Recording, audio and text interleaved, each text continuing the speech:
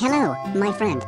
Back in 1903, on December 7th, two Wright brothers built a controlled aircraft for the first time and were able to take to the air on it.